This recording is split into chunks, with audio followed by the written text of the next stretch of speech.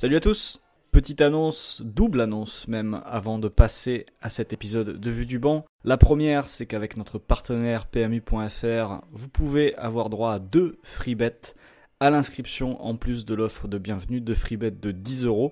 Pour cela, n'oubliez pas d'inscrire le code VDB au moment de vous inscrire sur PMU.fr et vous serez ainsi crédité de 2 free bets de 10€ en plus de l'offre de bienvenue. Et aussi, évidemment, autre code promotionnel en ce moment qui fonctionne, c'est sur coparena.com, l'application où vous pouvez retrouver les articles de Christophe, Raphaël et moi-même pendant toute la durée de l'Euro. Votre premier mois d'abonnement est offert sur Coparena avec le code COPAVDBEURO, COPAVDBEURO. Analyse des matchs de l'équipe de France et de plein d'autres choses encore, en plus de formats audio exclusifs. Tout ça, c'est sur Coparena, l'application qui vous sert le football en profondeur. Mais tout de suite, c'est Vue du banc. Vue du banc, le podcast pour comprendre le jeu, vous est présenté par PMU.fr. Salut à toutes et à tous et bienvenue pour le 23e épisode de la saison 8 de Vue du banc, avant-dernier épisode de cette saison centrée sur l'Euro 2020 qui se déroule en 2021, mais Euro 2020 quand même. Deuxième et dernière demi-finale de cet Euro, Angleterre-Danemark, qualification, victoire de l'Angleterre après prolongation 2-1. Un but de Harry Kane sur un penalty en 2 temps à la 104e minute qui scelle le match, sachant que le Danemark avait ouvert le score à la 30e par Damsgaard sur coup franc et que Simon Kjær avait égalisé pour l'Angleterre contre son camp. Pour débriefer ce match dont j'ai déjà donné le score et qu'on va analyser longuement, Florent Tonucci, salut Florent. Salut Christophe. Et Raphaël Cosmidis, salut Raphaël. Salut messieurs. Beaucoup d'emphase sur vos noms de famille car j'ai envie qu'ils rentrent dans la tête des gens, que les gens soient imprégnés et qu'ils passent le reste de l'été avec le sentiment que vous avez égayé leur journée. Messieurs, ce match, je pense que le résultat est finalement assez conforme, en tout cas la qualification anglaise assez conforme à ce qu'on imaginait, mais malgré tout, Florent, tu avais relevé quelques motifs d'espoir dans un papier pour Coparena, paru quelques heures avant le match, en t'appuyant sur ce qui avait été fait en Ligue des Nations par le Danemark face à cette équipe anglaise. Déjà, simplement, première question, est-ce que dans ce que tu avais vu des 2 matchs en Ligue des Nations, il y a des choses qui se sont retrouvées, ou alors le contexte, à la fois les changements de joueurs, la perte d'Eriksen côté danois, l'évolution tactique, fait que finalement c'était un match totalement différent des précédents?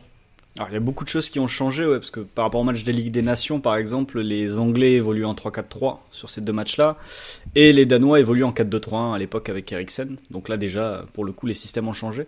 Personnellement, je m'attendais à ce que l'Angleterre se calque sur le système danois comme il l'avait fait lors du match face à l'Allemagne. Finalement, on a eu droit à un 4-2-3-1 côté anglais avec Saka côté droit et Mount derrière Harry Kane.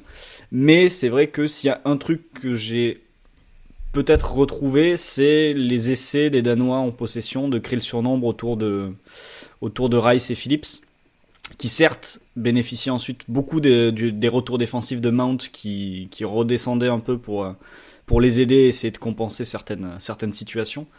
Mais il y a eu quelques tentatives en effet de combinaison à l'intérieur, avec Højbjerg qui pouvait se projeter, Damsgaard évidemment qui décrochait, et la participation des latéraux pour trouver des solutions à l'intérieur.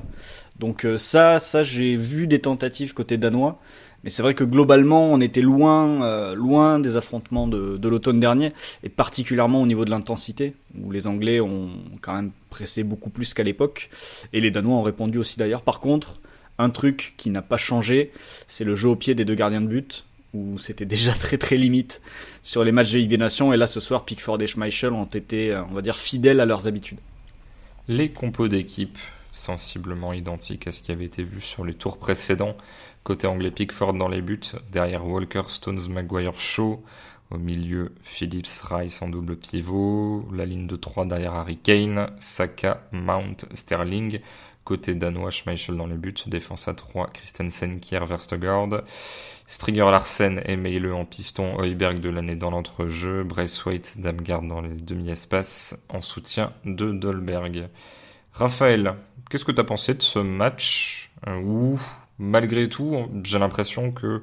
Alors, je sais pas si on va vraiment le séquencer de manière ultra précise, mais mine de rien, il y a quand même une composante physique qui conditionne beaucoup la lecture qu'on peut avoir a posteriori, le rapport de force.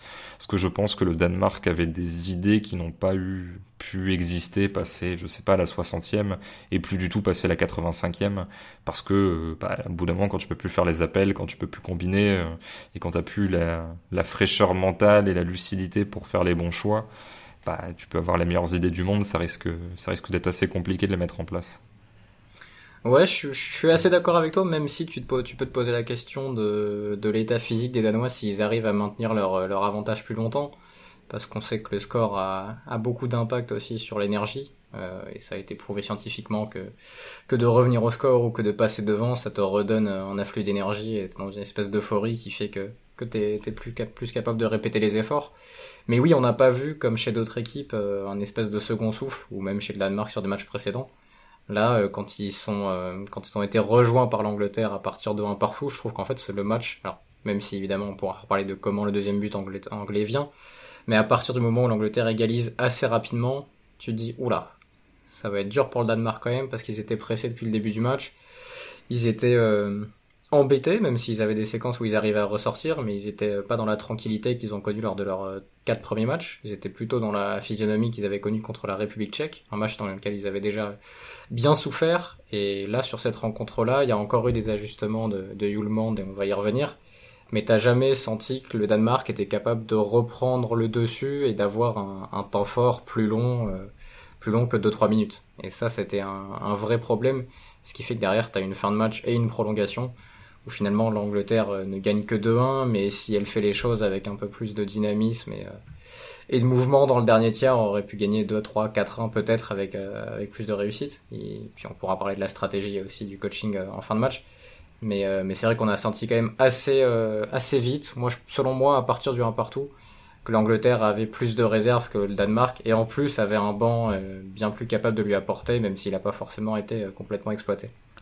Florent, le but intervient sur un coup franc à la 30e minute. Sur les 29 premières, qu'est-ce que l'on peut dire du rapport de force, de l'influence d'un système sur l'autre? Parce que comme tu le disais, l'Angleterre s'est pas calqué. Je pense que beaucoup de monde s'attendait à ça, vu en plus ce qui avait été fait face à l'Allemagne, et au fait que finalement, il n'y a pas non plus d'énormes principes collectifs que tu risques de casser si jamais tu adaptes ton système.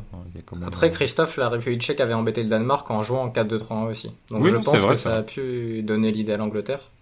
Parce qu'ils ont fait un petit peu la même chose, en étant légèrement moins agressif, mais avec Mount dans la position de 10 sur le milieu danois qui décroche, et les 3 attaquants sur les 3 centraux, même si c'était pas aussi, comme je le répétais, aussi individuel que la République tchèque, où vraiment c'était 3 contre 3 et débrouillez-vous. Justement, Florent, sur cette première demi-heure, le rapport de force. Je trouve ça équilibré, parce que l'Angleterre a le ballon, mais a très peu de pénétration au final dans les 30 derniers mètres. On voit assez peu les dribbleurs. Sterling passe qu'un dribble par exemple, c'est le seul d'ailleurs à en passer sur toute cette période-là. Les Anglais tirent 2 fois par Sterling justement et par Kane. Mais globalement, sur la première demi-heure, je revois un petit peu les physionomies que j'avais pu voir lors des matchs de Ligue des Nations en fait. Une intensité en plus, mais avec des Danois qui arrivent quand même à ressortir des ballons et qui subissent pas trop les approches anglaises, notamment en gérant bien ce qui se passe dans les demi-espaces, c'est-à-dire que leur 5-4-1 empêchait pas mal les pénétrations dans l'axe, et notamment Højbjerg qui fait un début de match assez énorme. D'ailleurs, je viens d'aller vérifier pour voir ses stats, mais il débute sur la première demi-heure, il fait 6 tacles, il en réussit 5. Ce qui, il partait sur une moyenne de 18 tacles sur l'ensemble du match, ce qui était monstrueux. Donc, non, un début de match quand même très équilibré. Des Danois très actifs défensivement avec leur 5-4-1 qui, comme je le dis, laisse très peu d'espace et très peu de situations aux Anglais. C'est-à-dire que quand Sterling était servi, il était assez rapidement contrôlé, même s'il y a eu des situations avec Larsen et Christensen qui étaient un petit peu loin au départ et qui ont fait qu'il pouvait y avoir un peu de danger. Mais globalement, la première demi-heure, je l'ai trouvé assez équilibrée, et finalement que ça bascule sur un exploit individuel côté danois, je peux pas dire que c'est contre le cours du jeu à ce moment du match. Par contre, c'est vrai que, comme le dit Raphaël, ça va avoir le don de réveiller l'Angleterre derrière, et notamment Kane, qui va prendre une autre envergure sur le dernier quart d'heure de la première mi-temps. Raphaël, est-ce que ça t'a étonné de ne pas voir le Danemark se ruer à l'abordage pour presser comme il l'a fait face à la Belgique? Alors bon, physiquement ça plonge encore plus tôt, mais en tout cas ça aurait pu être une option si tu considères que le gardien notamment n'a pas de pied. Oui, alors après ça m'a pas forcément étonné parce que déjà contre la République tchèque, et ça fait repenser d'ailleurs à la qualité de la République tchèque, mais le Danemark avait pas réussi à imposer son jeu contre tes Tchèques favoris, Christophe.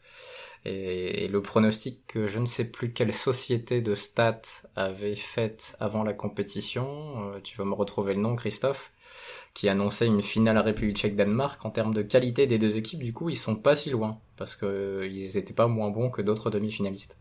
Donc je pense que c'est une première donnée intéressante.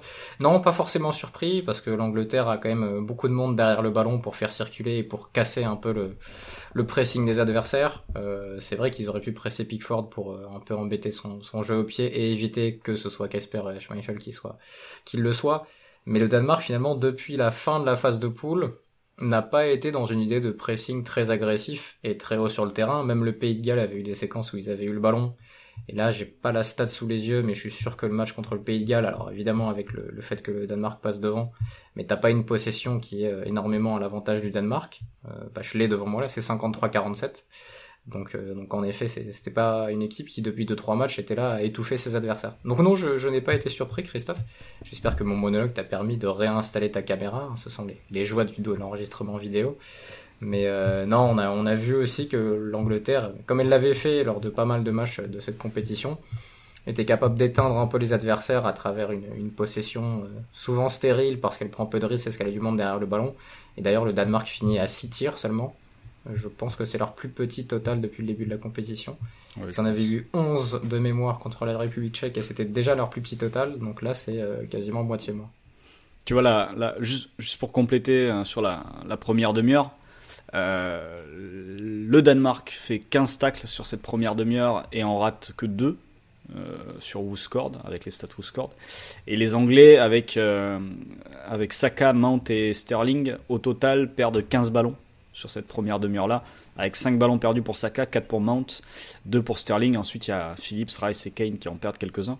Donc il y a aussi ça revient à ce que je disais tout à l'heure, c'est-à-dire des Danois qu'on n'attendait pas, qui n'ont pas forcément, comme le disait Raphaël, pressé très haut, mais dont le bloc médian, voire le bloc bas même, a plutôt bien contenu des Anglais qui, on le savait, se reposent beaucoup sur leurs individualités pour pouvoir rentrer dans le dernier tiers et créer des situations, créer des décalages. Et pendant cette période-là, pour le coup, les Danois maîtrisent très bien les Anglais qui se présentent dans les interlignes, dans les demi-espaces, etc. Et ensuite, c'est là où ça va changer, c'est quand Kane va s'ajouter à cette zone-là et que les autres qui demandaient jusque-là les ballons dans l'interligne vont commencer à prendre la profondeur, attaquer les espaces, comme sur le but. C'est là que les problèmes vont commencer pour la défense danoise. Ouais, justement, on peut tracer une forme de parallèle, même si j'ai l'impression qu'il décrochait un peu plus tôt dans l'action, mais avec ce qu'avait fait Olmo la veille, en tout cas, il y a cette même logique d'un attaquant, et c'est d'ailleurs rigolo parce que j'ai l'impression que parfois la catégorisation faux 9, numéro 10, elle est plus à coller profil qu'on imagine du joueur qu'à ce qu'il est vraiment, c'est-à-dire que Kane, personne, alors si peut-être un petit peu depuis cette saison, mais personne ne va forcément dire oui, il joue comme un faux 9 ou un 10, alors qu'à Tottenham, il était très régulièrement en retrait, avec à l'inverse Ndombele qui jouait extrêmement haut, limite en 10, pour sortir les ballons. Et c'est vrai que là-dessus, il en fait 2 ou 3, où c'est l'action City qui d'habitude part des pieds de Kevin De Bruyne pour les lier en profondeur qui centre en retrait. Là, c'est amusant que à la fois ça vienne du neuf et que tu aies quand même quelqu'un pour la reprendre au point de pénalty, parce que tu peux imaginer, si c'est ton attaquant qui est au départ, il y a le risque que justement il y ait personne à l'arrivée. Ouais. Et puis t'as un truc là pour compléter ce que tu dis, je suis dans les stats. Sur la première demi-heure, Kane touche 8 ballons. Sur le dernier quart d'heure de la première mi-temps, il en touche 11. Donc on est sur quelqu'un qui, à partir du moment où l'Angleterre a été menée, a clairement haussé le niveau et il a entraîné toute l'équipe avec lui, quoi.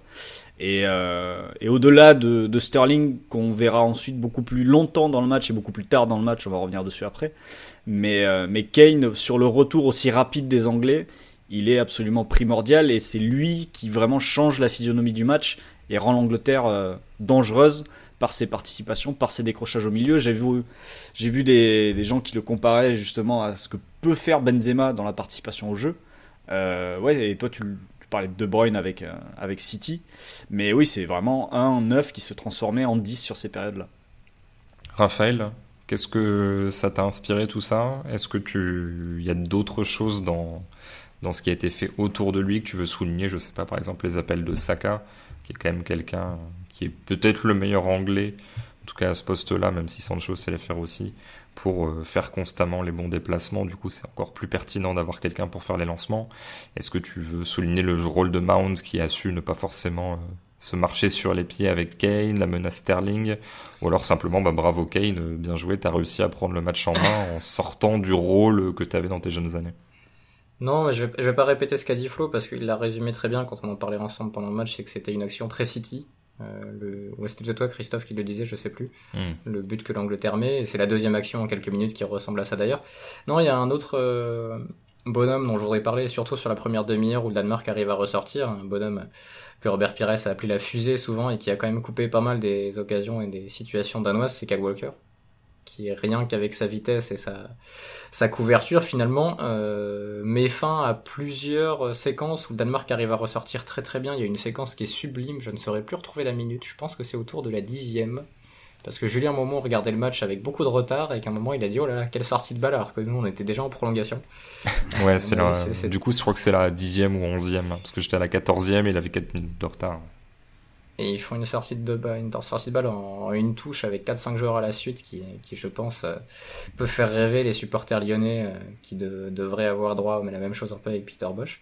Mais, et cette séquence-là, il me semble qu'elle est coupée par Kyle Walker qui arrive sur Damsgaard et qui met fin à la séquence. Et vraiment, je pense que sans lui, ou sans Reece James, qui aurait pu, pourquoi pas, faire la même chose, même s'il a moins l'habitude de venir fermer l'axe, et sans en tout cas un joueur comme ça qui pouvait couvrir Stones et Maguire, la première demi-heure peut être très différente parce que le Danemark avait quand même cette capacité techniquement et collectivement à ressortir, à trouver des joueurs entre les lignes pour remettre face à un partenaire face au jeu et à encore retrouver un autre appel, et ça c'était plutôt bien, et Walker a été très très important sur cette première partie de la rencontre, moins après parce que le Danemark est moins ressorti et du coup il a eu moins de boulot, il a même pu se porter un peu plus vers l'avant. Mais voilà pourquoi il joue dans cette équipe, que ce soit dans un poste de troisième central ou de latéral droit qui n'est pas non plus extrêmement avancé. Mais rien que pour ça, je pense qu'en effet, il justifie largement sa place. Florent, est-ce qu'il y avait un circuit préférentiel sur ces attaques danoises, ou est-ce que c'était on prend ce que la défense donne en fonction de où se trouvent les espaces? Ouais, c'était plus en fonction de là où se trouvent les espaces. Après, ils ont pas mal penché à droite, mais je pense que c'était plus dû à l'organisation anglaise. Je pense que le fait de mettre Saka côté Maileux, avec Saka qui bosse pas mal défensivement, c'était assez logique. Mais c'est vrai que je crois que l'action sublime dont parle Raphaël, c'est une action qui finit par un Damsgaard lancé en profondeur et qui se développe côté droit avec Striger Larsen qui trouve un appui de Braithwaite, puis qui trouve un appui de Dolberg et qui met en profondeur, je crois. C'est un truc comme ça, il me semble. Et là, c'est là que t'as Walker. Mais c'est vrai que ça a plus penché à droite. C'est le côté Christensen aussi, Flo, qui a des très bons pieds. Ouais. Logique. Après, Vestergaard a pas été mauvais aussi au pied. Non, sur l'ensemble de l'Euro, il est assez juste. Mais globalement, ouais, je t'avoue que j'ai pas forcément vu de circuit, mais il y avait cette envie quand même de mettre du mouvement à l'intérieur, parce que Højbjerg, par exemple, et Delaney ne sont pas restés non plus dans des positions figées.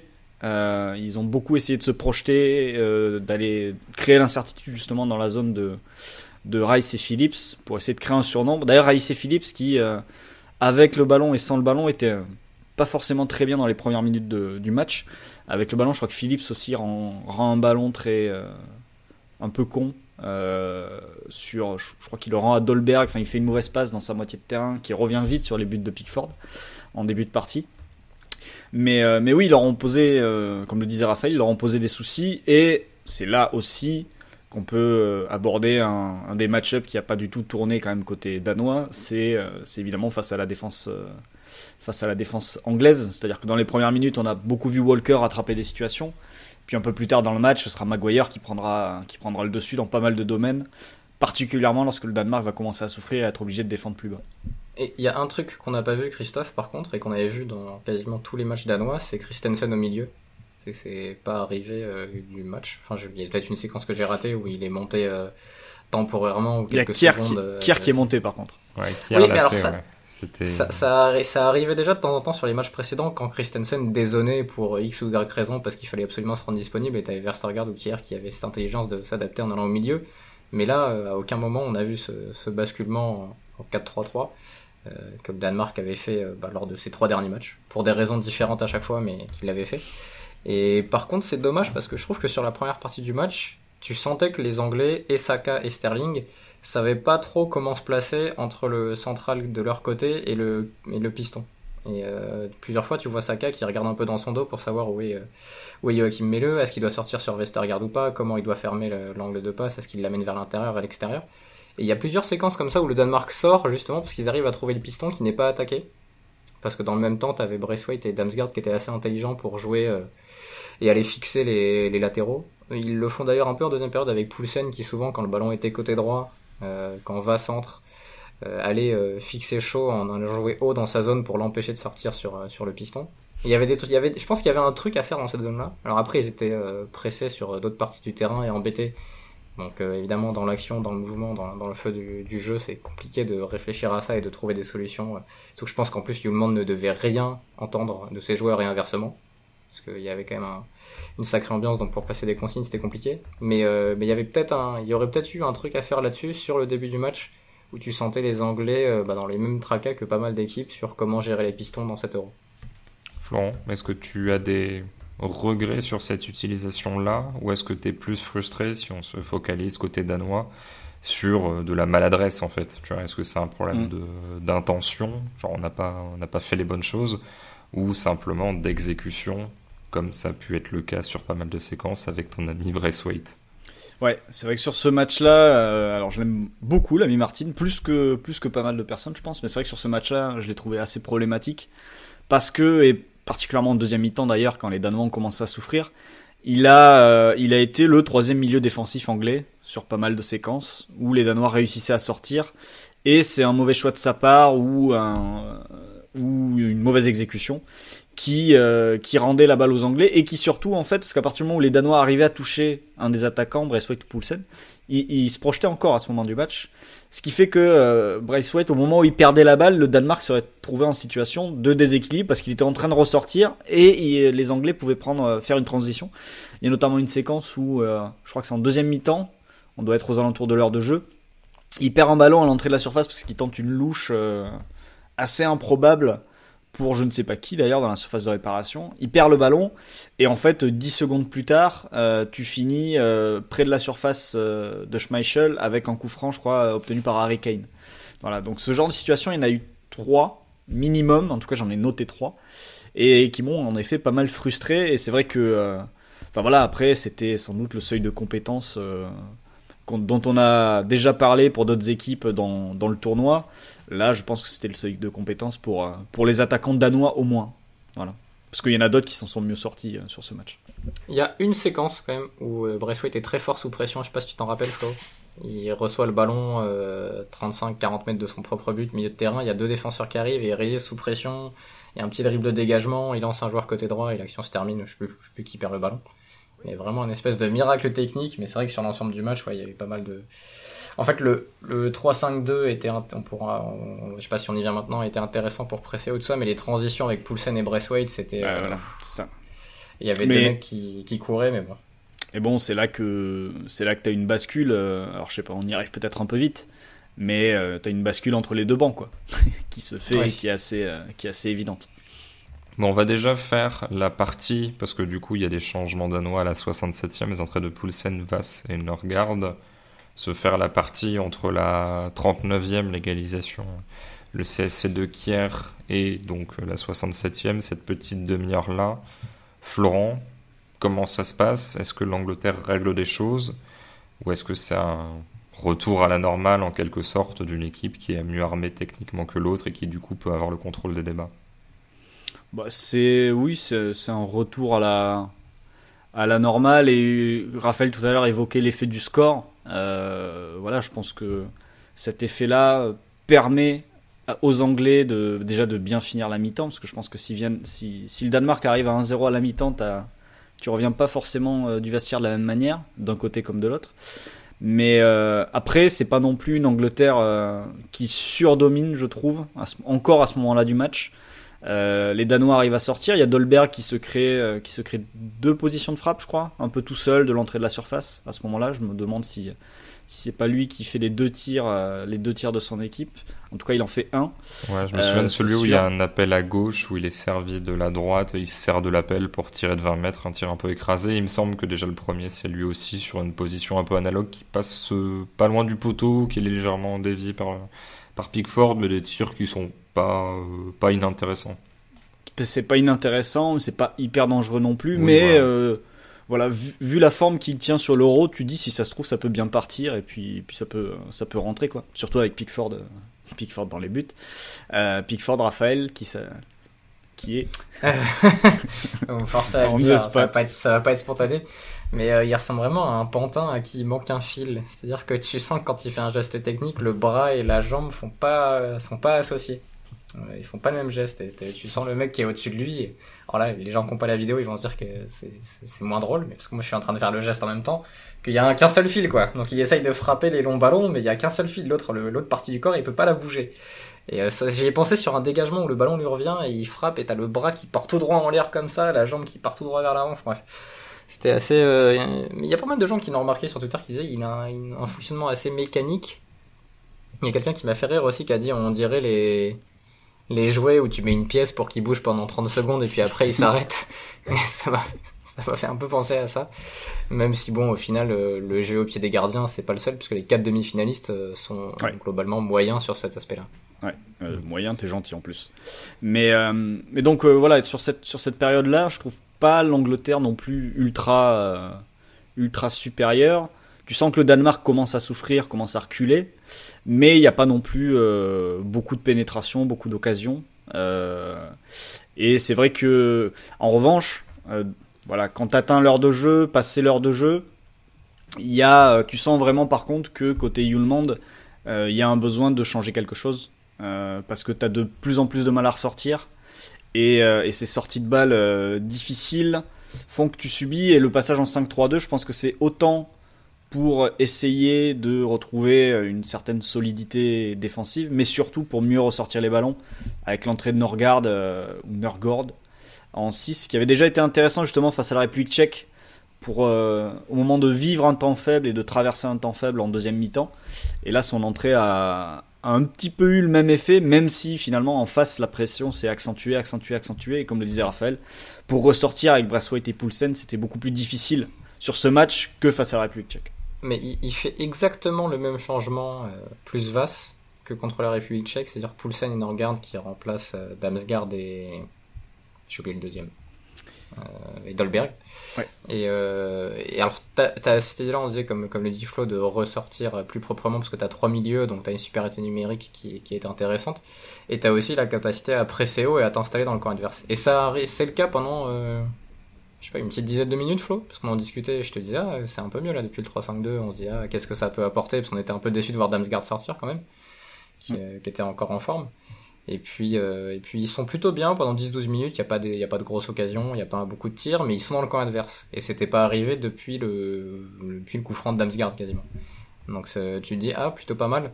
Et puis en fait, à force, tu te dis, ouais, mais avec ballon, c'est cool, ils sont dans le camp adverse, mais qu'est-ce qu'ils vont y faire ?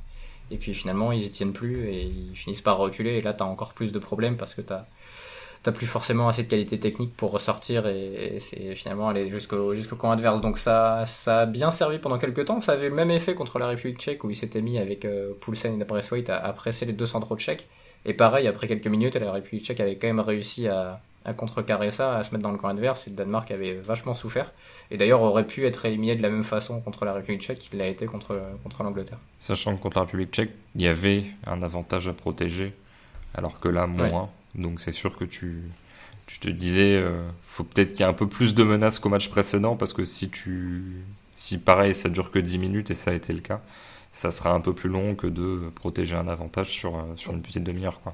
Ouais, même si j'ai l'impression que le 1-1, ils le considéraient au final comme un avantage, ils l'ont assez vite protégé pour pourquoi pas aller jusqu'au tir au but. parce que la domination anglaise à partir des changements qu'on va aborder, et notamment un changement, elle s'est bien accentuée, et puis en plus après il y a des blessures côté danois. On va l'aborder, mais un petit peu plus tard. Florent, alors c'est évidemment avec le recul, hein, mais est-ce que ce 3-5-2, c'était le meilleur choix ou pas? C'est-à-dire, est-ce que les 10 minutes sont représentatives de quelque chose? Ou est-ce que, bon, sur le moyen terme, c'était pas forcément pertinent? Question, évidemment, en prenant en compte que sur le banc, t'as pas forcément les profils pour faire un milliard de choses. Si t'avais le banc anglais, c'est sûr que t'aurais d'autres options tactiques à ta disposition. Je pense que c'était le seul choix, donc c'était le meilleur choix, à mon avis. Je pense qu'en bloc bas, ils avaient pas 36 000 solutions, et ils avaient eu cette solution-là qui avait plutôt pas mal marché face aux Tchèques. Donc on a reconduit ça pour essayer en tout cas de traverser ce temps faible. Et finalement, ils y arrivent, puisqu'en fait, ils encaissent pas de but avant les prolongations. Donc ça leur permet de survivre jusqu'aux prolongations, mais c'est vrai que individuellement, disons que c'était très compliqué d'exister offensivement à partir du moment où tu ressors et où tu as besoin de justesse de la part des deux attaquants, Poulsen et Braithwaite. Je pense que la limite était là, mais c'est vrai que je les ai trouvés plus cohérents et surtout moins pressés et plus à l'aise dans leurs 40 mètres pour ressortir de leurs 40 mètres. En revanche, une fois atteint le rond central, c'est là où tu te disais, bon, une fois qu'on est dans cette zone, c'est beaucoup plus compliqué d'avancer. Mais je pense que Hjulmand n'avait pas forcément d'autres solutions que celle-là. Et ils n'ont jamais eu des séquences assez longues ou assez ouvertes pour impliquer Larsen et Meile offensivement.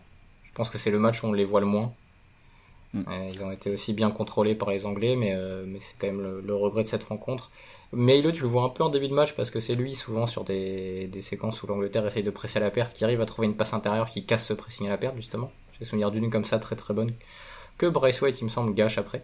Mais c'est vrai que j'ai pas les stats là de Meile, mais est-ce qu'il centre une seule fois? Je suis pas persuadé. Pas sûr. Est-ce que Larsen centre une seule fois? Bon, Larsen techniquement il a pas été très bon sur ce match, il perd plusieurs ballons alors que c'était ouvert en zéro centre, jouer de longue ligne parfois, mais tu vois, Meile, c'était le créateur principal quasiment d'occasion du Danemark, et là il a touché très très peu de ballons dans le camp adverse, donc ça a été un gros problème pour eux. Il fait un centre et aucune passe clé sur le match. Moi j'ai souvenir d'une ou deux transitions en seconde période lancées par Meile qui peut du coup, puisqu'il est en faux pied, faire une passe intérieure assez facile. Sauf que derrière, en fait, le relais qu'il trouve, notamment sur Poulsen, où Poulsen ne fait pas le bon choix, quoi. Mais bon, c'est vraiment du début de chaîne. Hein.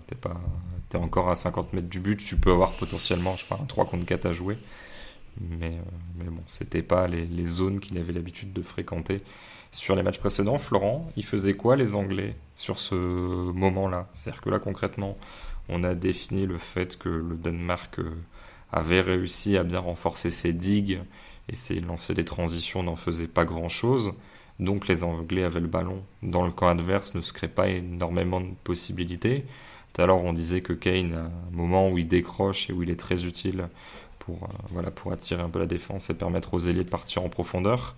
L'Angleterre fait circuler le ballon comment à ce moment-là? Est-ce qu'elle se crée des situations? Est-ce que déjà on peut pas imaginer le fait d'enlever l'un des deux milieux pour mettre un Foden, un Grealish, en tout cas voilà, casser ce double pivot qui restera jusqu'au bout, puisque Rice et Phillips seront là quasiment tout le match, et puis quand tu sors Rice, c'est pour faire entrer Henderson. Oui, comment les Anglais se sont créés des situations, et est-ce que on est de mauvaise foi et on dit c'était Sterling et puis pas grand monde d'autres. En tout cas, c'était des accélérations et des prises d'initiative individuelles. Il y a eu Sterling, parfois accompagné. J'ai l'impression que la rare relation technique qui peut exister dans le dernier tiers, c'est quand le joueur qui percute demi-espace trouve son latéral qui dédouble. Voilà. Avec côté gauche avec Luke Shaw notamment. Mais c'est vrai que globalement, offensivement, les Anglais, on fait circuler le ballon en limitant les prises de risque. On trouve Sterling ou Kane qui va nous faire quelque chose par la passe, ou il me manque le mec à gauche, ou Mount, ou Grealish qui est entré en jeu. On attend que ce gars-là fasse fasse une différence, aille fixer, aille mobiliser 2, 3, 4 adversaires pour essayer de libérer un partenaire après. Et c'est vrai que globalement, le système offensif anglais, c'était ça. Et c'est vrai que ce double pivot a cassé peut-être pour essayer de forcer la décision et qui n'a pas été cassé.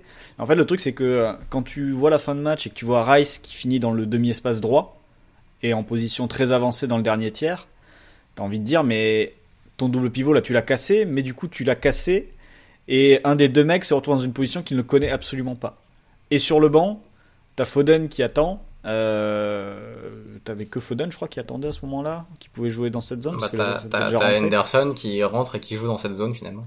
Et t'as Henderson qui rentre et qui joue dans cette zone. Donc, oui, c'était, disons que c'était assez cocasse de voir en fait des joueurs anglais et surtout ce double pivot se casser, mais pour mettre un Rice dans une zone qu'il ne connaissait pas vraiment.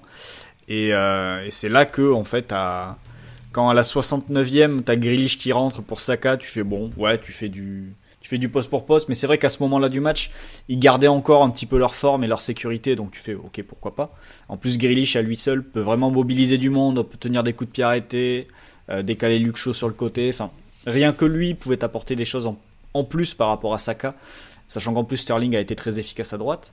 Mais quand tu vois les minutes passées, que tu arrives à la 80e et finalement que tu vois les Anglais en effet que la pression se fait plus forte, que les Danois défendent beaucoup dans leur surface, mais la défendent plutôt bien, tu dis, mais il va falloir changer quelque chose. Et c'est vrai que sur le plan tactique, dans les faits, les positions de certains changent, dont celle de Rice.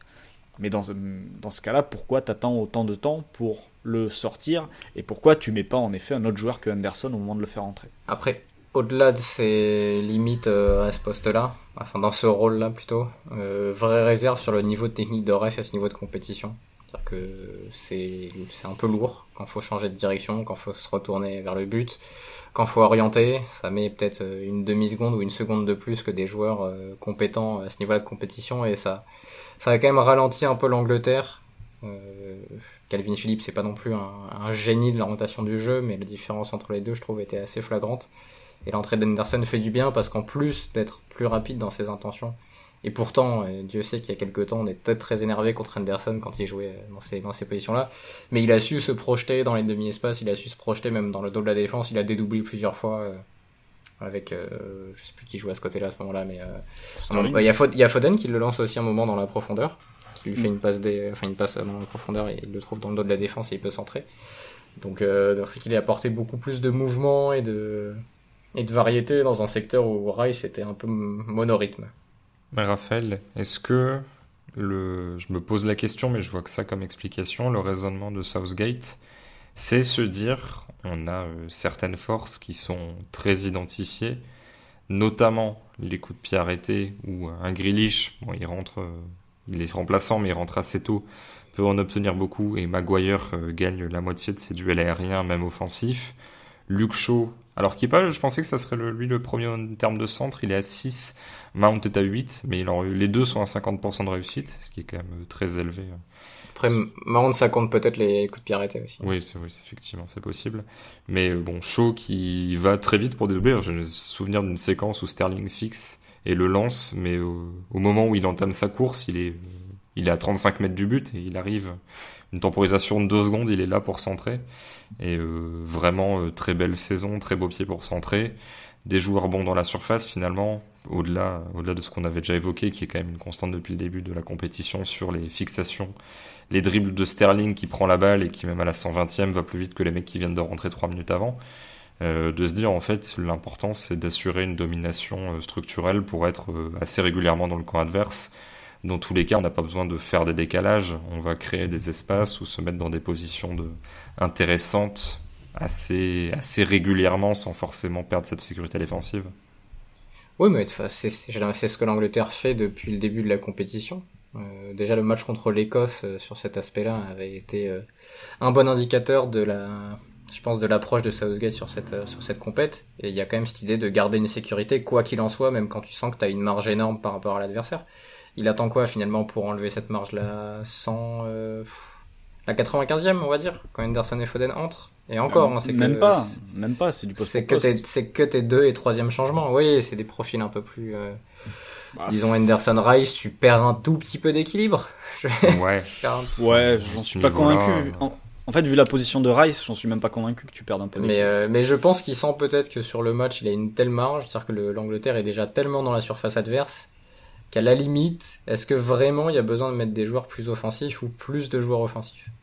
Et il finit par avoir raison grâce à un coup de chance, un coup de dé, un coup de pouce arbitral, mais peut-être que le deuxième but serait arrivé quoi qu'il en soit, même sans ce penalty.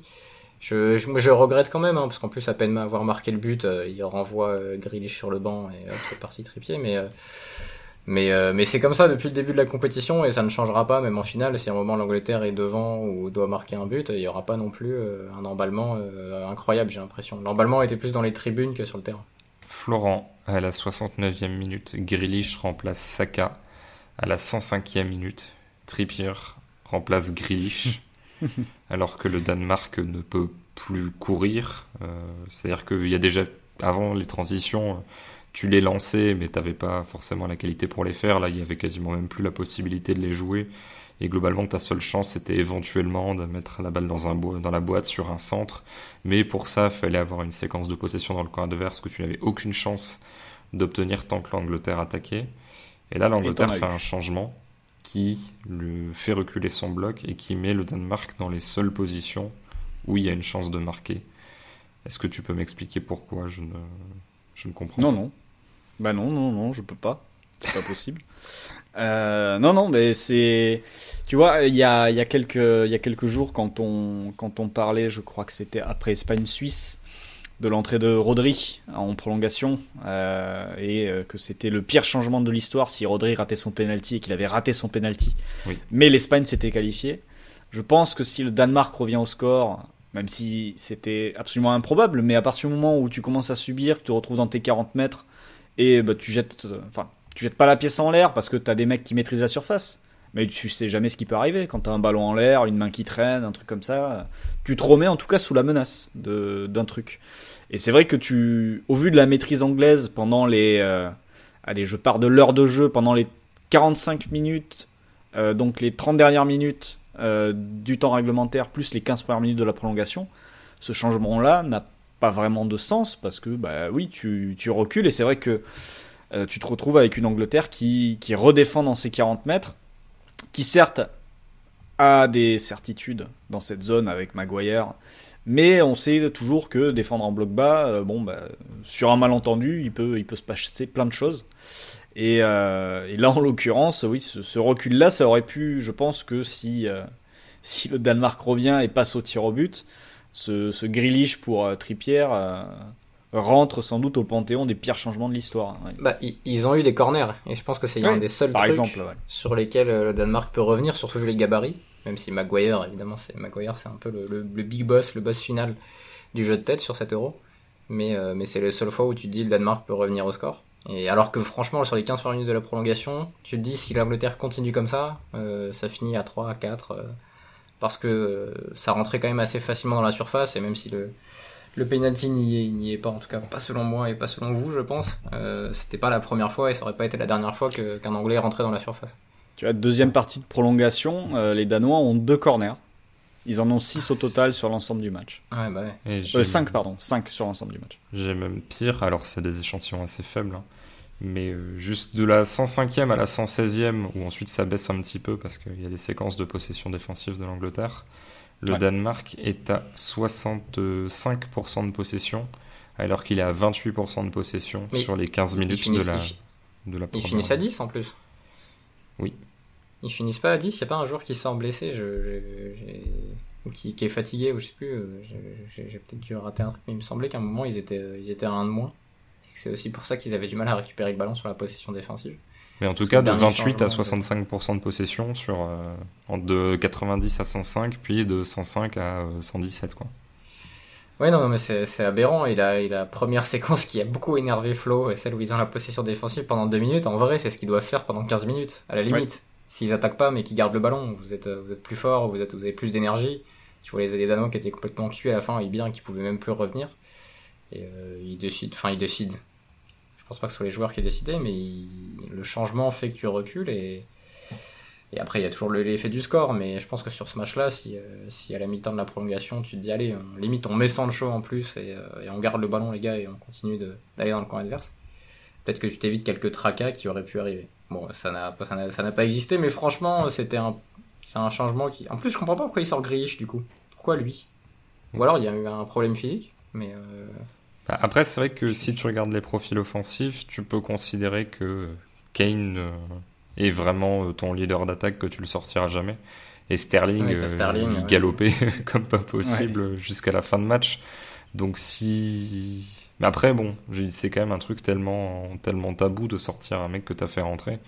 Je veux dire, clairement, si Rodri reste sur le terrain sur la première demi-finale et que ça sort Busquets, je suis persuadé que c'est justement pour pas faire ça, quoi. Au-delà du fait de se dire... Enfin, non, j'allais dire Rodri va tirer les tirs au but, mais en plus, il avait raté la Suisse, donc je sais même pas. Pense que, vu l'état physique des Danois, je pense que Grealish peut faire du Sterling à la fin. D'ailleurs, il a jamais été stoppé par un Danois, parce qu'à chaque fois, il y avait faute. Parce que il a ce truc un peu comme Hazard de rentrer les épaules, de baisser son centre de gravité, et puis les mecs arrivent jamais à l'attraper sans commettre une faute. Je sais pas, après, il a quand même, enfin, c'est l'entrant numéro 1 chez Southgate, donc il lui en voudra pas, j'imagine, mais bon, après, tu peux aussi... Je pense qu'il était vraiment sur l'idée de gagner, mais tu peux aussi dire Kane et Sterling, leur donner un peu 15 minutes de repos avant la finale. C'est pas forcément inintéressant non plus. T'imagines un Grealish qui percute en finale et qui se retrouve face à Belotti. Les deux avec les gabarits, en fait, ça va faire comme une mêlée au rugby. Les deux qui sont rentrés comme ça, ils vont pousser, se percuter, ça va être très rigolo. Déjà, Maguire contre Belotti, ça fait Quasimodo contre Quasimodo, et il y a un truc à faire. Ouais, ou ça fait Roly-Poly-Oli, avec une tête carrée, une tête ronde, là, je sais pas quoi. J'ai pas la référence, mais... Écoute, tu regarderas, tu taperas Roly-Poly-Oli sur Google. C'est un générique exceptionnel. Dessin animé de très grande qualité qui passait sur France 5 le midi, je crois, quand j'étais dans mes jeunes années. J'allais dire, ça vaut Ed et Eddie ou pas, Christophe ?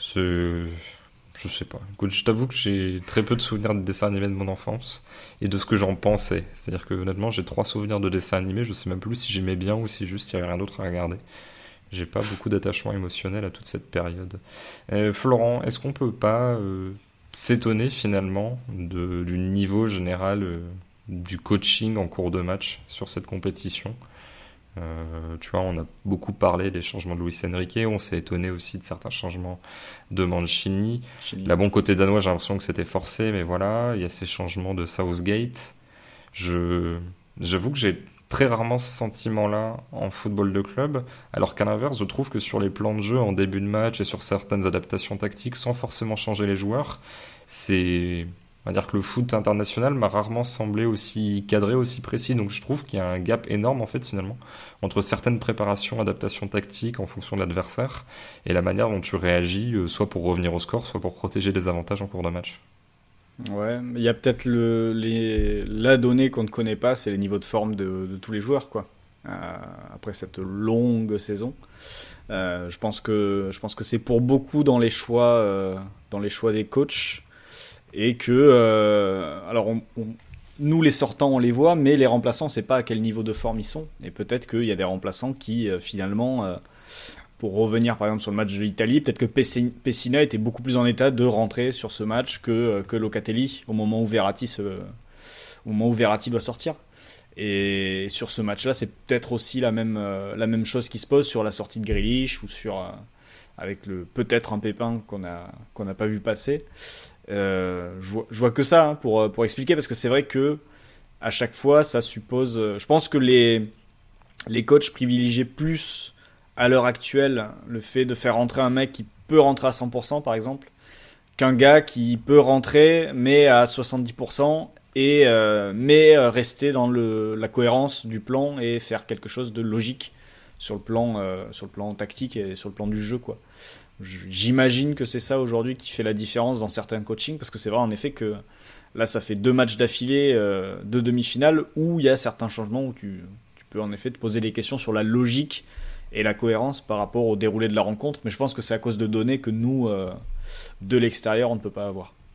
Est-ce que Raphaël, ça fait pas naître chez toi une petite frustration ? Moi, alors, je suis peut-être le seul, hein, Mais je suis ultra content de ce que je vois depuis le début de la compétition. J'étais hyper enthousiaste à l'idée de la couvrir quotidiennement dans Vue du banc pour l'instant. Et donc, bon, puisqu'il reste qu'un match, le sentiment général restera, c'est que je suis vraiment satisfait du spectacle proposé. Il y a vraiment beaucoup de choses à analyser sur le prisme tactique.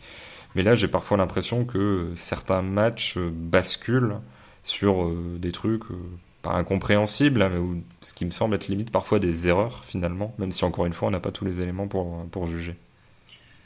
Oui, non, il n'y a pas énormément de matchs où ça m'est arrivé, mais celui-là, c'est peut-être celui où c'est le plus gênant. Parce que je pense que si le but anglais arrive normalement dans le jeu par leur domination, t'as pas trop de regrets. Tu dis, bon, le Danemark a fait ce qu'il pouvait faire et l'Angleterre était plus forte collectivement. Et là, t'as ce petit truc de dire, bon, et si le Danemark le prend pas sur le péno, est-ce que ça va jusqu'au tir au but ou pas? C'est le petit regret, surtout par rapport à la compétition que fait le Danemark. Limite, ça aurait été une équipe qui avait été un peu dégueulasse depuis le début et qui avait eu quelques coups de chance comme ça. Tu te serais dit, bon, retour de karma, même si c'est un truc auquel je crois pas du tout, hein, je précise, il y a l'astrologie et ces trucs-là, mais de se dire, il y a une certaine logique des choses, et puis ça arrive dans les deux sens. Là, c'est un peu dommage que ça arrive au Danemark dans ces circonstances-là, et pour l'Angleterre, qui a déjà en plus l'avantage d'avoir pas mal joué à domicile. S'il doit y avoir un espèce de discours autour de la justice, je pense que c'est un peu ça qui reste gênant. Florent, quelles individualités tu veux mentionner qui n'ait pas encore été évoqué? Alors je sais pas, je veux pas répondre à ta place, mais je sais qu'il y a un moment il faudra qu'on refasse un mini topo sur le jeu au pied des gardiens, parce que c'est quand même, je trouve ça totalement anachronique en fait. C'est-à-dire que même quelqu'un où tu dis bon, Maguire il a pas forcément une tête à savoir relancer ou autre, bah en fait avec ses pieds il a les bonnes intentions, il sait faire les choses, et globalement là tous les défenseurs sur le terrain, c'est quand même Vestergaard pareil qui fait 1m96, 95 kg. Tu te dis ouais bon visuellement, et en fait non pas du tout, il va prendre des initiatives, et bon les deux portiers comme sur la journée précédente c'est assez compliqué. Donc, moi ça c'est un truc que j'aimerais bien évoquer, ou voilà que j'ai évoqué maintenant. Mais est-ce qu'il y a d'autres choses qu'on peut signaler sur ce match sur des joueurs? Je t'avoue que à part les gardiens et le topo que tu viens de faire, donc je vais pas le répéter, j'ai pas spécialement de joueurs. Kane on en a déjà parlé, Sterling on en a déjà globalement parlé, on peut en rajouter, mais je pense qu'on a déjà fait le tour. Je pense que d'ailleurs au passage, si l'Angleterre finit par gagner le tournoi, je pense que ce sera lui qui aura le trophée de MVP, même si Kane avec son réveil, son doublé, enfin ses buts dans les moments importants, mais Sterling est tellement celui qui déclenche tout que ça me paraîtrait logique que ça lui revienne, comme à d'autres époques où le joueur qui déclenchait tout avait plus le trophée que le buteur. On peut même remonter jusqu'à 2004 pour avoir ça. C'était Zagorakis qui avait gagné dans un rôle plus défensif avec malgré Charisteas et ses buts. Donc après côté danois, c'est pareil, on l'a déjà évoqué. Il y a peut-être la baisse physique de Delaney en cours de partie, notamment en deuxième mi-temps, qui a peut-être aussi été pour pas mal de choses dans les difficultés danoises, parce que Jensen est entré mais n'a pas forcément pu retrouver, apporter quelque chose, apporter de la fraîcheur. À la, je crois, 85e il sort, il me semble, de l'année. Ouais, 88e. Et c'est vrai que... D'ailleurs, Jensen est sur le penalty. Hein. C'est lui qui se trouve sur la route de la chute de Sterling. Et c'est vrai que Delaney est, je pense, le Danois qui a le plus souffert dans les temps forts anglais, qui a le plus souffert sous pression. Et c'est pas forcément une surprise hein, quand on suit le Borussia Dortmund, c'est qu'on connaît un peu cette équipe. C'est pas forcément un joueur qui aime beaucoup ce genre de situation. Mais par rapport à Højbjerg et même Nørgaard qui est rentré, je trouve qu'il a eu vraiment beaucoup de difficultés dans ce match. Alors que, oui, dès que le jeu est un peu plus ouvert, dès qu'il y a un peu plus de place, c'est un de ceux qui se projette le plus et qui participe le plus, qui est parmi les plus mobiles. Mais là, c'était un match très compliqué pour lui. Peut-être pour lui aussi le fameux seuil de compétence qu'on a évoqué pour les attaquants. Mais en fait, Rolly, Polly et Oli, c'est les trucs de Midi les Zouzous, oui. Christophe. Oui. D'accord, je connaissais pas leur prénom, enchanté. D'accord, j'ai identifié maintenant. Et ça t'inspire quoi? Parce que là, t'as rebondi... Oui, parce que t'as envoyé la photo sur notre conversation, c'est aussi pour ça, hein, je sors pas nulle part. Oui, sur l'aspect auditif, ça sort de nulle part quand même. C'est-à-dire les gens oui, écoutent, non, bien sûr. Attendaient plus une relance sur Delaney. Voilà. Je sais pas lequel est Rolly, lequel est Polly, lequel est Oli, parce que là j'en ai que 2 sur l'image. Est-ce que tu sais lequel est Delaney, du coup? Non, mais je sais lequel est Maguire, celui qui a la tête carrée. C'est un peu le même genre de gueule. Je sais pas s'il est aussi fort dans le jeu aérien. D'ailleurs, j'étais en train d'aller chercher les stats de duel aérien de Maguire, parce que tu as dit, Christophe, tout à l'heure que Maguire gagnait Je crois qu'il en a 9, la moitié. Gagnait la moitié de ses duels, mais c'est généralement beaucoup plus que ça. Et Non, je disais il en que gagne la 9 moitié, sur 12. La moitié des centres de Mount et de Shaw avaient trouvé preneur, centre réussi pour les catégorisations. Ouais. Et 9 sur 12 pour Maguire. Ouais, dans les duels aériens, ouais. Ce qui fait que Maguire est l'anglais qui tire le plus après Sterling et Kane. Et qu'est-ce que ça t'inspire, tout ça? Ça m'inspire quand même que là, il jouait contre le Danemark qui a Vestergaard et Kjær dans les airs, et à chaque fois, il les a quand même écrasés. Et j'ai l'impression que tous les corners de Mount visaient Maguire. Alors du coup, il est très bon parce qu'il arrivait à chaque fois à toucher la zone où Maguire pouvait arriver lancer. Ça a été au final plutôt bien défendu, parce que même si les Danois perdaient le duel, il le gênait assez pour qu'il puisse pas claquer sa tête. Dommage pour le pari de Flo d'ailleurs. Mais par contre, les Italiens, je sais pas s'il y a un joueur qui peut lui répondre. Si on fait une petite projection là-dessus. Il y a des petits coups de coude qui peuvent se perdre chez Chiellini, je pense, pour l'empêcher de sauter, ou des petites choses comme ça, lui marcher sur le pied, ou des. Je pense qu'il va y avoir beaucoup de fourberies sur les coups de pied arrêtés sur la finale. Comme les matchs de water-polo, où en gros tu peux pas voir ce qui se passe sous l'eau. Et donc du coup les mecs qui ressortent, j'en ai couvert des matchs de water-polo, ça ressort avec des morceaux, des espèces de bleus sur les cuisses. Mais juste que au bout d'un moment tu as beau essayer de voir, tu peux pas tout voir non plus, les espèces de béquilles sous l'eau. Et marcher sur le pied, c'est quand même un truc que tu peux très facilement faire passer pour accidentel. Juste je me rendais d'un point A à un point B, j'ai pas forcément fait attention à ce qui se trouvait sur ma route. Et on sait que c'est quelque chose qui est utilisé. Je sais que Souleymane Diawara par exemple utilisait ça face à Yann Koller. Et ça pouvait fonctionner, en tout cas ça pouvait le gêner. Parce que le différentiel de taille, là, tu pouvais pas faire grand-chose. Raphaël, est-ce que tu as d'autres individualités à évoquer avant qu'on fasse à la fois le bilan danois de la compète et projection finale? D'autres individualités à évoquer. Je suis en train de réfléchir. Par exemple, on n'a pas évoqué Damsgaard, tu vois, qui met ce coup franc de 25 mètres, pas en lucarne, mais pas loin. Ouais, avec le mur danois coulissant, qui a été intéressant, qui a bougé pendant que Damsgaard se préparait à frapper, pour au final fermer la vue de Pickford. C'était assez intéressant. Mais le Danemark faisait pas mal de choses intéressantes sur les coups de pied arrêtés, et j'ai cru comprendre à travers des échanges sur Twitter que leur conseiller, leur consultant en coups de pied arrêtés était un mec qui avait bossé pour Stade Bombe à l'époque. Donc c'est pas forcément étonnant. Ou en tout cas pour Brentford, parce que Stade Bombe est parti de gens qui avaient bossé à Brentford et qui venaient de Société de Paris. Enfin, c'est un peu un milieu des mecs qui viennent un peu du même milieu, comme l'ancien propriétaire, ou même qu'il est peut-être d'ailleurs toujours Christophe, le propriétaire de Brentford, de Midtjylland, qui vient de ce monde-là. Donc pas forcément étonnant qu'ils aient fait des trucs sur les coups de pied arrêtés, mais Damsgaard encore bien techniquement, et comme à chaque fois, c'est dommage que finalement il n'ait pas plus de coffre que ça, d'endurance, parce que on l'a vu. Alors, Flo disait qu'il était sorti régulièrement à l'heure de jeu ou un peu après. Et c'est vrai que j'ai l'impression que c'est toujours le premier Danois qui sort. C'était pareil contre la République tchèque. Peut-être parce que défensivement, il voulait un peu verrouiller au milieu, et le changement de Damsgaard-Norgard te permet de rajouter un mec plus bas et de mettre plus de monde justement au cœur du jeu pour verrouiller ces espaces-là. Mais c'est un peu dommage de voir le meilleur élément technique du Danemark sortir aussitôt dans une rencontre où ils auraient eu besoin finalement pendant plus longtemps de quelqu'un capable de résister à la pression et de faire les bons choix en possession. Tu vois, il joue pas le premier match face à la Finlande. C'était Jensen qui avait remplacé Eriksen. Contre la Belgique, il fait 72 minutes. Contre la Russie, il fait 72. Pays de Galles, 60. République tchèque, 60. Et Angleterre, 67. Voilà. Ouais, il a une endurance équivalente à la résistance capillaire, parce que clairement, il va rapidement nous rejoindre au FC Calvici. Sans doute plus jeune, parce qu'il a pris un peu d'avance. J'ai presque envie de dire qu'il est devant. J'ai presque envie de dire qu'il est déjà devant. C'est très très avancé devant, surtout. Ouais, sur les temps. Derrière. Et c'est particulièrement là que c'est problématique en général. Mais ouais. Après, le numéro 10 danois précédent, Eriksen était pareil. Que Eriksen, il a fait une ou deux fois des implants et ça a pas tenu. Le mec, il finit par se raser le crâne. Ce qui est d'ailleurs un peu inquiétant pour nous quand on y pense. J'ai pas envie de prendre son adresse. Je prendrais bien l'adresse de Kyle Walker, par contre.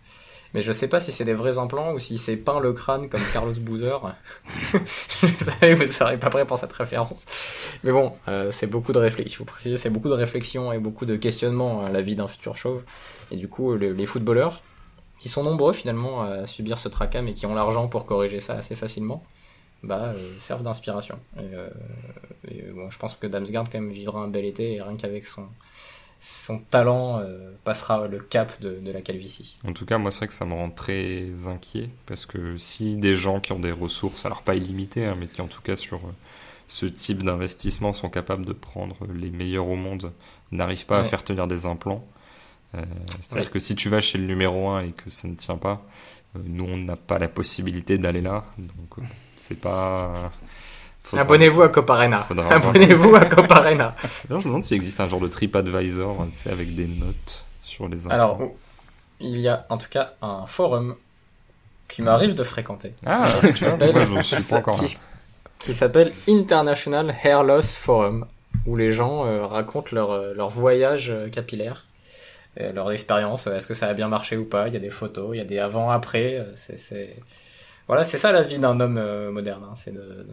C'est dommage. J'espérais qu'en fait le temps passe et qu'il y a une méthode révolutionnaire qui arrive pendant qu'on avait, je sais pas, 30-32 ans, tu vois, pour nous remettre des cheveux, mais j'y crois de moins en moins. Donc je pense qu'on va devoir passer par ce truc-là. En tout cas, ton nom, là, International Machin, on dirait un nom de congrès. On dirait pas un nom de site internet, on dirait vraiment une réunion où tous les pontes se rejoignent et viennent débattre. Tous les arbitres de Ligue 1.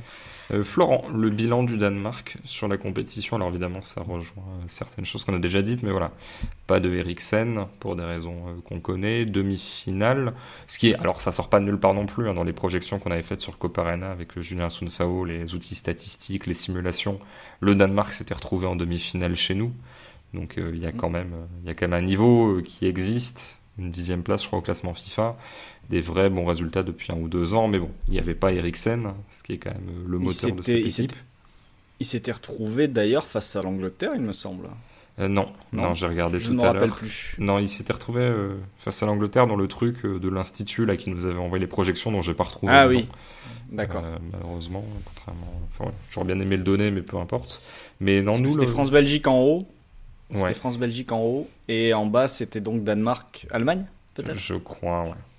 Je me rappelle plus. Bon, peu importe. Mais toujours est-il que voilà, le Danemark, on l'a assez rapidement évoqué, même nous ici dans nos échanges, après les premiers matchs, comme une équipe qui pouvait vraiment aller assez loin.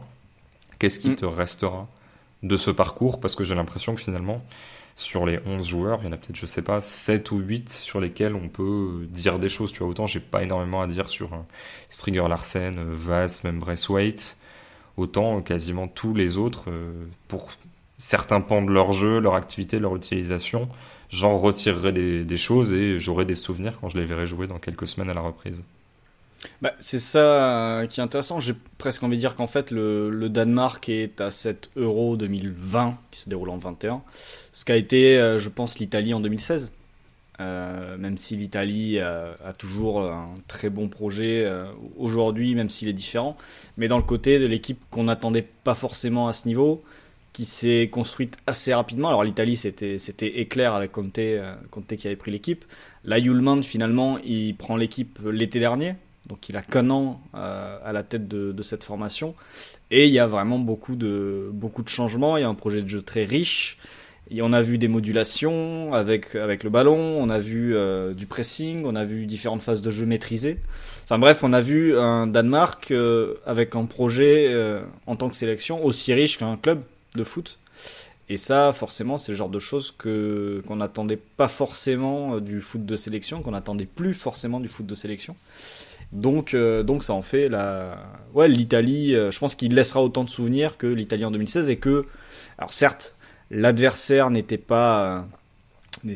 l'adversité n'était pas incroyable, mais tu prends ce qu'il fait face à la Russie, ce qu'il fait face au Pays de Galles, ce sont des matchs, si on fait une saga dans quelques années sur cet Euro-là, je pense que ce sont des matchs qu'on essaiera de revoir pour voir ce qu'il en reste, et pour voir peut-être, je sais pas, on fera peut-être en première fois sur Damsgaard, qui sait, dans quelques années, et on reverra ces matchs-là.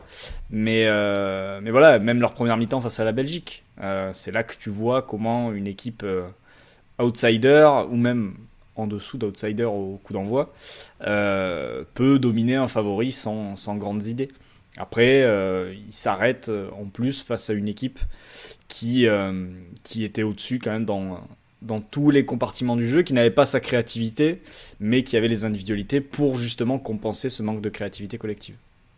Raphaël, est-ce que dans quelques années, tu évoqueras, je sais pas, le rôle de Maileux comme on évoque régulièrement Pelé et Eder, par exemple, concernant l'Italie 2016? En gros, voilà des trucs un peu marquants, des épiphénomènes qu'on ressort ensuite pour situer, qui deviennent une partie de notre vocabulaire foot. On parlera de Maileux parce qu'en plus, au-delà du cas du Danemark, il incarne le piston faux pied de l'Euro. Et il n'y avait pas que lui, il y avait Spinazzola, il y avait, aidez-moi parce que j'ai dit qu'il y en avait beaucoup, il y avait Zuber. Il y avait Zuber et il y avait Trippier sur un match. Ouais, il y avait Trippier sur un match, et même le rôle des pistons non faux pieds, parce que Dumfries fait une grosse première partie de compétition aussi. Kimmich, Gosens.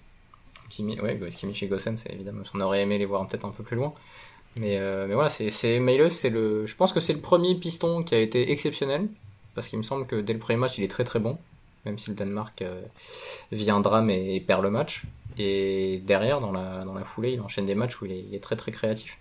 Donc Maileux, on en reparlera évidemment, à voir ce que ça va donner à l'Atalanta, parce que maintenant, en plus, je pense que Gasperini va se dire je peux même le faire jouer à gauche et ce sera très bien. Pas forcément qu'à droite. On parlera de Maileux, on parlera de Christensen, parce que ça fait partie d'une saison, en plus il va en finale de Ligue des Champions au sein d'un Chelsea qui, un peu comme le Danemark, s'est transformé en très peu de temps. Même si le Danemark a une politique fédérale qui est en place depuis pas mal de temps, mais ce qu'a fait Hjulmand en un an, c'est aussi impressionnant que ce qu'a fait Tuchel en 6 mois, parce qu'en un an il a les joueurs très peu finalement, en termes de temps effectif. On parlera de Højbjerg, qui fait une très très grosse compétition. Ouais. Pour moi, dans l'équipe type du tournoi, déjà, à mon avis.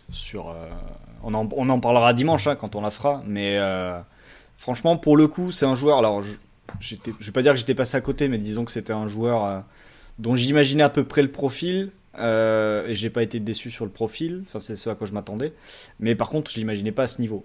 Sur les 6 matchs qu'il a joué là, je le trouve pas loin d'exceptionnel dans ce qu'il doit faire sur le terrain, avec en plus des projections, un pied qui peut permettre de faire des choses dans le dernier tiers de temps en temps. Donc lui, pour le coup, c'est franchement le joueur qui, à mon sens, a vraiment step up et a montré qu'il pouvait peut-être aller plus haut que là où il est, où aujourd'hui Tottenham c'est Ligue Europa. Højbjerg, c'est peut-être un potentiel quart de Ligue des Champions en vérité, je sais pas. Mais, et puis évidemment Damsgaard. Je sais pas si on reparlera d'Alberg met ses buts, mais est-ce qu'on reparlera de lui plus que ça à travers le jeu? Braithwaite fait un bel Euro, je trouve. Fait pas l'Euro d'un mec qui était joueur de Toulouse, si tu veux. Fait un Euro. Son dernier match est pas top, mais il fait quand même un bel Euro, je trouve, en termes d'intelligence de jeu et de déplacement. Et puis Dolberg, Poulsen. Poulsen, on en reparlera peut-être pas. J'espère qu'on en reparlera pas, parce qu'au final, il fait un Euro moyen. Et Dolberg a montré quand même plus de talent en termes de buts. Après, t'as dans ceux dont on a... Et Schmeichel pour sa demi, où il aurait pu sauver le Danemark plusieurs fois. Ouais. Après, dans ceux dont on n'a pas parlé, si ça se trouve, un mec comme Vestergaard va changer va peut-être changer disons de dimension et peut-être de club, qui sait, derrière. D'image déjà, parce que je le voyais pas du tout aussi bon techniquement, et Southampton lui demande pas. C'est ça, d'image déjà. Je sais même plus où il est aujourd'hui, Southampton. Ouais, donc c'est ça. Mais ouais, lui pour le coup, c'est peut-être quelqu'un qui va voir sa carrière prendre un petit tournant sympa dans les mois qui viennent peut-être avec cet Euro. Et évidemment, oui, Damsgaard, ça me paraît évident. Je suis pas sûr qu'il reste longtemps à la Sampdoria. Est-ce que vous pouvez me donner, normalement, je l'ai mis sur Coparena, donc normalement vous devriez savoir, quelle est la particularité d'Højbjerg qui partage avec 3 autres joueurs les 5 grands championnats cette saison? Enfin, la saison écoulée. Cette saison. Un truc sur le temps de jeu. Absolument, il fait partie des 4 joueurs de champ à avoir disputé. Qui ont tout joué, non? Tout joué. Alors, du coup, je dis les 5 championnats, c'est les 4 championnats à 38 journées. Je n'ai même pas vérifié s'il y avait des Allemands. Mais oui, il a joué toutes les minutes, tout comme James Ward-Prowse, Thomas Souček et, je ne sais pas si c'est l'intrus, mais un joueur, pas mésestimé, mais rarement évoqué dans cette émission, Bruno Ikolemanga, qui, je pense qu'il ne pensait pas être mentionné dans un épisode suivant une demi-finale d'Euro. Est-ce qu'il est content d'avoir joué tous les matchs de la saison? Bah justement, c'est ça qui me pose question. Je me suis dit, bon, dans une équipe qui n'a plus rien à jouer, on va faire tourner. En tout cas, ça l'a pas concerné lui. Mais voilà, c'est au-delà de la petite anecdote. Vu que j'avais la stat, autant la donner. C'est d'autant plus impressionnant, je trouve, qu'on arrive sur une compétition avec quasiment pas de prépa, suivant une saison ultra condensée, où Tottenham a joué la Ligue Europa, où voilà, le calendrier était quand même assez fou, avec une reprise tardive. Le mec a joué tous les matchs, il arrive à l'Euro, et il est encore ultra performant. Il est pas sorti non plus d'ailleurs. Il est pas sorti non plus. C'est ce que j'étais en train de me poser comme question, mais je crois qu'il joue tout hein, sur l'Euro. J'ai l'impression, en tout cas. J'ai pas souvenir de l'avoir vu remplacer en tout cas. Non, moi non plus. Par exemple, j'ai le souvenir de Norgard qui rentre, mais pas de Hibern qui sort. Donc je pense qu'il a tout joué et il aurait pu marquer d'ailleurs plus de buts. Dès le premier match, ouais. Avec le penalty raté. Sur l'Euro, il frappe de loin. Sur l'Euro, il fait 570 minutes. Donc oui, c'est les 6 matchs plus les 30 minutes de prolongation. Donc il a tout joué en effet. Bonnes vacances, Pierre-Emile. À noter qu'il était rentré dans un match face à Dortmund avec le Bayern à 17 ans, à l'époque en 2013. Mais il était ultra coté quand il sort et quand il intègre le gros staff de l'équipe pro, parce qu'il me semble, et c'est dans un bouquin de Marty Perarno, le premier je pense sur le Bayern de Pep, où il dit que Guardiola est à fond sur lui et qu'il veut bosser avec lui pour en faire un joueur énorme. Bon, il n'a pas réussi. Ça, tu peux pas y arriver avec tous les joueurs, tu peux pas y arriver avec tous les entraîneurs. Mais avec le temps, finalement, il s'est construit une belle petite cote. Et c'est vrai que cet Euro va le confirmer après une saison qui était bien à Tottenham, mais dans une équipe qui fonctionnait pas. En plus, c'est Mourinho qui le ramène. Il est viré quelques mois plus tard. Donc à voir ce que fera Nuno avec lui. Mais je pense que ça peut lui correspondre aussi comme style. Puis il a que 25 ans. Il y a encore du temps pour franchir le dernier palier et taper un club un peu plus haut. À noter qu'à Dortmund, il y avait titulaire Julian Schieber, que j'avais totalement oublié. Projection sur la finale. Christophe, tu te rappelles de Gaudino? Oui, le milieu défensif. On avait même mis une compilation dans les cartons sur les cahiers du foot à l'époque, sur ses sorties de balles, etc. Jeune joueur prometteur, je crois que maintenant il est en Suisse. Il avait le jeu un peu à la Busquets, mais il n'avait pas du tout le niveau. C'est le Caligari muni, quoi. C'est ça. Oui. Il joue à Sandhausen en Allemagne. D'accord. Il ne devait pas passer par la Suisse, genre peut-être Saint-Gall ou il me semble que si. En effet, il est passé aux Young Boys, avant de partir. Non, il a fait Saint-Gall, il a fait les Young Boys après. Je suis vraiment énorme. Voilà. Raphaël, la finale. Qu'est-ce que ça t'inspire sur ce que tu as vu de l'Angleterre? Est-ce que l'Italie, par exemple, va concéder beaucoup de coups de pied arrêtés et du coup subir les courses lancées vers le but de Maguire? Est-ce que l'Angleterre pourra avoir la possession comme elle l'a eu sur ce match-là? C'est la première question que je me pose, c'est qui aura le ballon et en quelle proportion? Parce que l'Angleterre a montré qu'elle était capable de l'avoir sans en faire grand-chose, mais juste parce qu'elle met du nombre et elle peut conserver. Est-ce que l'Italie aura l'énergie et le courage d'aller chercher très haut, sachant que quand elle l'a fait un peu contre l'Espagne, une fois que Morata est entré, Chiellini et Bonucci n'ont pas osé défendre très haut parce que sinon ils prenaient des vagues dans le dos. Je sais pas, je sais parce que je suis curieux de savoir ce que Flo en pense, parce que c'est quand même lui le vrai tacticien de nous trois, l'homme qui fait des previews, qui imagine un peu les rencontres.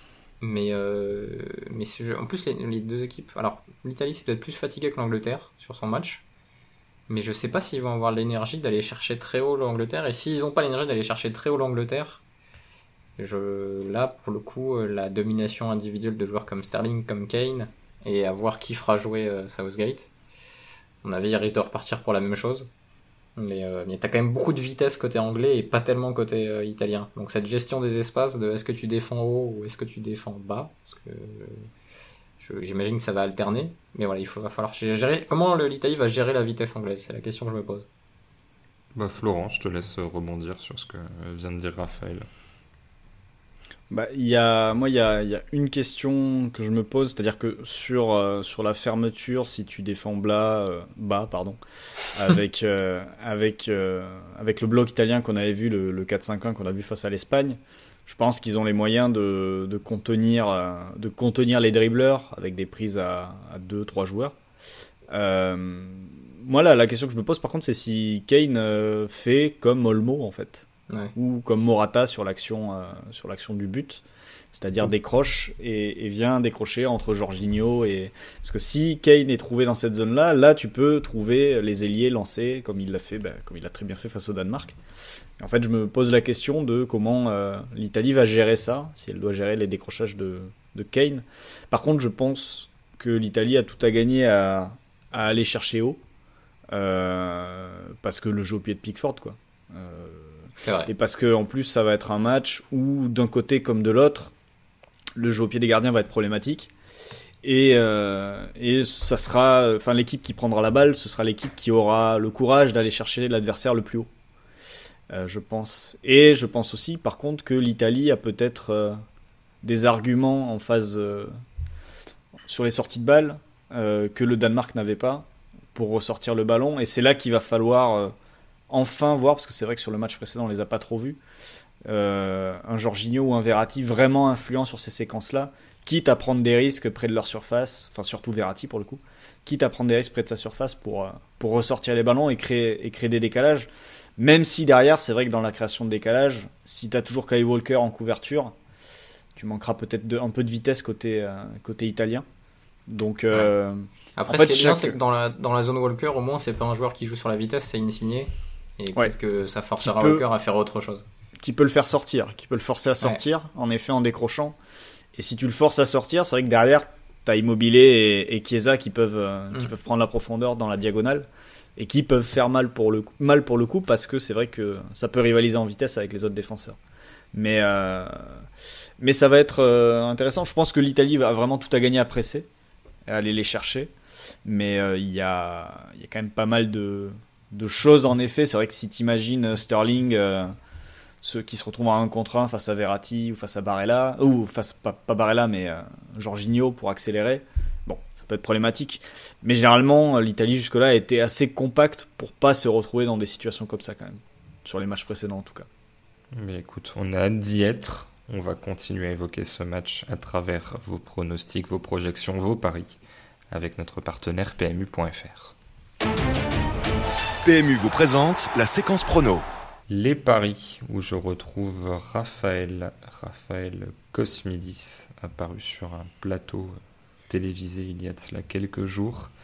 Raphaël qui nous fait des grimaces, une espèce de chauve-souris à la... C'est pas ça qu'avait fait Harry Kane, je sais plus, il avait fait un truc aussi. C'est la chouette. La chouette en célébration de but. Donc tous les deux, vous avez à la fois finale de l'Euro et finale de Copa América, dont on n'a pas dit grand-chose parce qu'on est focalisé sur l'Euro, mais qu'on suit un petit peu en parallèle. J'avoue que on suit les séances de tir au but. Ouais, je suis pas... D'ailleurs, séance de tir au but incroyable, je conseille à tout le monde celle Guatemala-Guadeloupe. Voilà, je vous dis rien, mais vraiment séance rallonge très rigolote. Et aussi Emiliano Martinez sur la séance Argentine-Colombie, avec le pauvre Yerimina. Il aurait pris combien de fautes techniques en NBA, Emiliano Martinez, sur sa séance de tir au but? Je pense qu'il en aurait pris beaucoup. En même temps, Yerimina, qui déjà au tour précédent a célébré son penalty, son tir au but, en dansant comme s'il avait marqué un but pendant 30 secondes. Bon, c'est pas la première fois. Yerimina est un personnage flamboyant et fantasque. Et j'espère que vous avez relevé le plan serré sur Messi quand Yerimina rate son penalty, puisque Messi lui dit baila ahora, c'est-à-dire danse, vas-y danse maintenant. Voilà. Mais en fait, on a trouvé la solution pour énerver Messi, qui parfois il faut un danseur insensible, limite à syndrome d'Asperger, où les gens se posaient des questions. En fait, il faut juste danser dans une séance de tir au but. Et je me dis qu'il le détestait déjà à l'époque du Barça, et qu'il avait juste, tu vois, il était juste content de le voir se foirer. Parce que c'est deux approches très différentes du foot. Messi qui trash talk jamais et juste qui te met des petits ponts pendant tout un match et qui marque. Et Yerimina qui, dès qu'il marque un but, parce que ça arrive quand même souvent avec sa tête, est très très fantasque. Ça a un côté sympa, mais oui, en effet, c'était le risque quand il a dansé. Surtout sur cette Copa América où il n'y a pas de prolongation, c'est que ça risquait de revenir dans sa gueule. Ouais, mais c'est vrai que mon Copa América, où moi j'essaie de regarder les matchs, mais je trouve pas ça palpitant non plus. Il y a pas... Je préfère être européen et débriefer l'Euro qu'être argentin et débriefer la Copa América, parce qu'une fois que tu t'es rendu compte que Messi et Neymar s'amusaient à dribbler tout le monde match après match, bon, il n'y a pas non plus des milliards de choses à dire. Mais avant de parler Copa América, parlons Euro, finale Italie-Angleterre. Raphaël, ton pari porte sur le score. Enfin, sur le score. Oui. Sur le qui va gagner. sur le résultat après 90 minutes. Parce que je suis très indécis sur cette finale. J'ai envie d'y croire pour l'Italie. Et puis il y a quand même un arrière-goût anglais qui me revient à chaque fois quand j'imagine le match. Je sais pas, j'ai du mal à voir l'Italie s'imposer là-bas au bout de 7 euros. Ça se base sur rien à part une intuition qui peut être très fausse. Et du coup, vu que je suis indécis, je pars sur le match nul. Déjà, c'est la cote la plus élevée des 3, de victoire nulle défaite. C'est l'égalité entre les deux équipes après 90 minutes. C'est un euro où j'ai l'impression qu'on a de plus en plus de prolongations à chaque tour. Parce que là, on a eu 2 prolongations en demi, on en avait eu 2 en quart. 2 sur 4 matchs. J'ai déjà oublié. Prolongation entre Espagne-Suisse. Espagne-Suisse et France. Non, non, France-Suisse, il y avait déjà plus la France. En tout cas, il y avait 4 sur 8 en 8ème, mais en quart, je ne sais plus. Mais en tout cas, il y a beaucoup de nuls, hein, donc pareil en Copa América. Voilà, il y a beaucoup de prolongations en Copa América aussi. Je pense que les écarts entre les équipes se sont peut-être atténués au bout de cette saison où tout le monde est un peu fatigué. Et pas forcément d'énormes buteurs sur cette compétition pour faire des différences. Donc 3-10 entre ces deux équipes, pour qui c'est assez serré, parce que l'Angleterre là est à 2,55, mais vu qu'elle joue à domicile, c'est pas une cote scandaleuse. C'est pas que l'Angleterre est considérée comme plus forte, parce qu'elle a quand même l'avantage du terrain. L'Italie est à 3, donc 3-10, et je pense que d'ailleurs ça va rejoindre le pari de Flo. Oui, ça rejoint totalement mon pari, puisque moi mon pari c'est que, là aussi vu que je suis très indécis sur le résultat, je pars sur l'état du match le moment du match où ça va se décider, et je pars en effet sur un vainqueur en prolongation. Donc le pari c'est équipe A ou B gagne en prolongation. Donc je me prononce même pas sur l'identité du vainqueur. Je dis juste que on ira au bout des 90 minutes pour faire plaisir à Raphaël, lui permettre de passer son pari. Et après, on décidera du vainqueur en prolongation. Et je pars notamment sur l'idée, quand même un peu pessimiste, parce qu'on va avouer quand même un tropisme largement italien sur cet euro et pour cette finale de notre côté, en tout cas du mien. Mais je suis dans l'optique où si on arrive en prolongation, le banc anglais fera la différence et peut-être permettra à l'Angleterre de soulever le trophée. Donc voilà, et cette cote là de la victoire d'une équipe en prolongation. Donc si ça se trouve, si c'est l'Italie qui gagne, tant mieux pour nous, hein. Mais tant mieux pour mon pari aussi d'ailleurs. Mais la cote est à 5,40 et elle me paraît très élevée en fait pour un vainqueur en prolongation, sachant que dans mon esprit aussi, c'est tellement serré entre les deux équipes vu ce qu'elles ont montré sur le tournoi et vu le fait que l'Angleterre a un projet de jeu assez minimal qui fait que qu'elle fait pas forcément parler la supériorité de son effectif, et à ce niveau-là, ça peut beaucoup rappeler l'équipe de France en 2018. J'imagine un match qui peut tout à fait être assez serré et indécis. Donc voilà, un vainqueur en prolongation, c'est coté à 5,40. Moi, c'est pas mal, tu prends quasiment 2 points. Enfin, tu prends même 2 points de plus que Raphaël, juste sur le fait qu'une fois en prolongue, il y a un but et que ça n'aille pas au tir au but. Donc c'est plutôt bien vu. J'aime cette idée. Finale de Copa América, donc, Raphaël, où tu restes sur ta ligne éditoriale. Oui. On part sur un match nul, là aussi, entre les deux équipes. C'est quand même le cas pour une bonne partie des matchs éliminatoires de cette Copa América, qui a duré très très longtemps en poule et qui va très très vite maintenant que les matchs éliminatoires sont là. 2,85 pour le nul entre les deux équipes. Je crains tout de même la victoire brésilienne, mais j'avais pas envie de parier sur le Brésil. Déjà parce que la cote était à 2,05. Et parce que j'ai quand même le souhait que Neymar a la... Ah non, il n'était pas là en 2019 quand il la gagne du coup. Non, il n'était pas là.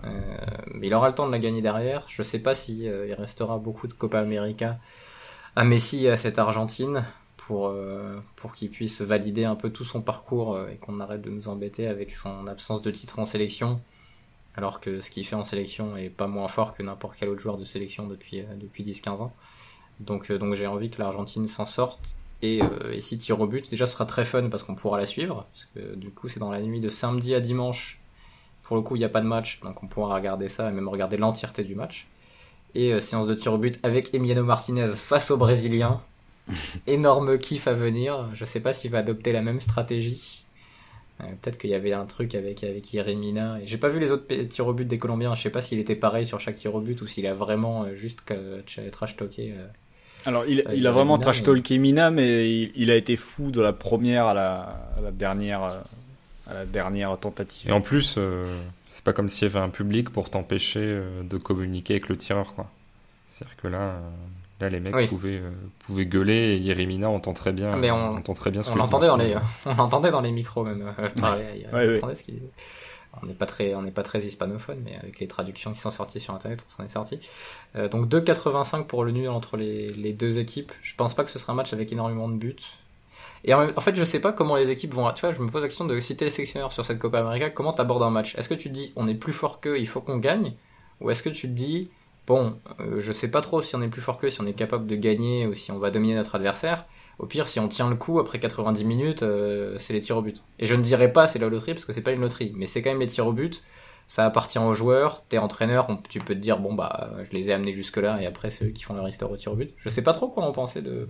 Toi, si j'étais coach là d'une des deux équipes, je sais pas comment aborder le match. Est-ce que je me dis allez on y va, 90 minutes, faut qu'on plie ça. Peut-être plus côté brésilien que côté argentin parce que le brésilien me semble collectivement plus fort et mieux doté. Mais c'est particulier cette idée de match sans prolongation sur une compétition aussi importante. Je l'entends sur la Coupe de la Ligue ou compagnie, mais sur la Copa América, je trouve ça toujours un peu bizarre. Oui, moi ça décrédibilise pas mal le truc à mes yeux, alors que c'est... Oui. Enfin, tu vois, il n'y a rien qui dit non plus que toutes les prolongations sont intéressantes et que ça aboutit à des buts, à un changement de scénario.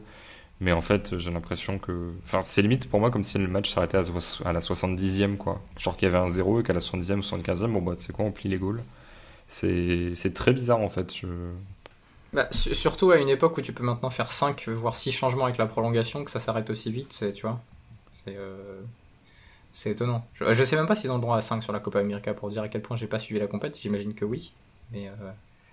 Mais c'est quand même un regret qu'il n'y ait pas de prolongation sur cette compétition, surtout qu'ils ont quart, demi et finale, donc ils pourraient le faire. Après, quand tu fais 1 milliard de matchs pour éliminer 2 équipes sur des phases de poule, tu ajoutes de la fatigue. Honnêtement, c'est 2 poules de 5 où il y a 4 qualifiés. Bon, je sais pas qui a pondu ça, mais quand même 2-3 incertitudes sur la vision de jeu de cette personne. Pour conclure cet épisode, on retrouve Florent Tognuti. Florent Tognuti est le stoïque qui va nous parler également de cette finale où toi tu t'intéresses à un joueur. Ouais, bah à Messi, évidemment. Raphaël disait que c'était sa compétition, la compétition pour lui à aller chercher pour ramener enfin un titre à l'Argentine. Et jusque-là, il a fait le boulot. 4 buts, 5 passes. Il est largement en tête, même au classement combiné, mais il est en tête du classement des buteurs et en tête du classement des passeurs. Non, donc, mais il en fait pas assez en sélection. Autant qu'ils finissent le travail en ajoutant un but, tout simplement, lors de cette finale. En ajoutant un but, puisque en plus ce but est quand même coté à 2,90. Ce qui me paraît élevé quand on parle de Lionel Messi, même si c'est le Lionel Messi de l'Argentine. Donc voilà, je pars simplement sur le but de Lionel Messi pour faire à minima un petit 5-5, sachant que à côté, derrière lui, pour comparer, le deuxième meilleur buteur c'est Lautaro Martinez qui en a mis 3, et Neymar est à 2 buts et 3 passes D. Il n'y a pas du Paqueta aussi à 2-3 buts ? Il y a du Paqueta à 2 buts, Christophe. D'accord. Puisque tu poses la question. Paqueta est à 2 buts comme beaucoup d'autres joueurs, dont André Carrillo, mais qui n'avait pas marqué lors du match choisi par Raphaël. Donc voilà, simplement le but de Messi, et en espérant aussi, parce que comme le disait Raphaël, Neymar il pourra en gagner d'autres, que ce soit la bonne pour lui. En tout cas, vu le tournoi qu'il fait, ce serait franchement une vraie frustration de ne pas le voir soulever le trophée à la fin. J'ai très peur, donc du coup, que ça arrive, mais je vais le dire comme ça, soit ça n'arrive pas et je suis très content, soit ça arrive, on pourra dire que je suis un génie, mais de l'Argentine qui perd et Messi qui rate un penalty dans le temps réglementaire. Et soit défaite au tir au but, soit défaite, un 0, 2-1 ou autre. Mais bon, je sais pas, il y a un aspect malédiction, ça serait bien qu'il le brise, mais bon, le temps presse, quoi. Par rapport au 2-11, si l'Argentine gagne, pour moi c'est déjà pas un exploit, parce qu'avec Messi rien n'est un exploit, mais il y a un écart entre les 2-11 qui est quand même assez conséquent. Je trouve en termes de qualité individuelle, là l'Argentine repart avec Otamendi en 2021, et avec des joueurs beaucoup moins référencés que ceux du Brésil, alors que le Brésil a un 11 et un banc plutôt sérieux. Oui, totalement, même s'il n'y aura pas Jesus qui a été suspendu 2 matchs après son intervention aérienne avec les pieds, qui qui aurait beaucoup plu à Chuck Norris, mais qui est un peu moins plu à l'arbitre. Merci monsieur de m'avoir accompagné dans cette petite heure et demie. Et puis on se retrouve pour le dernier épisode de la saison, débriefant cette grande finale de l'Euro. À bientôt. Ciao. Salut. Cordialement. Vous avez tout compris grâce à ce podcast. C'est le moment de parier sur PMU.fr. PMU, que les meilleurs gagnent.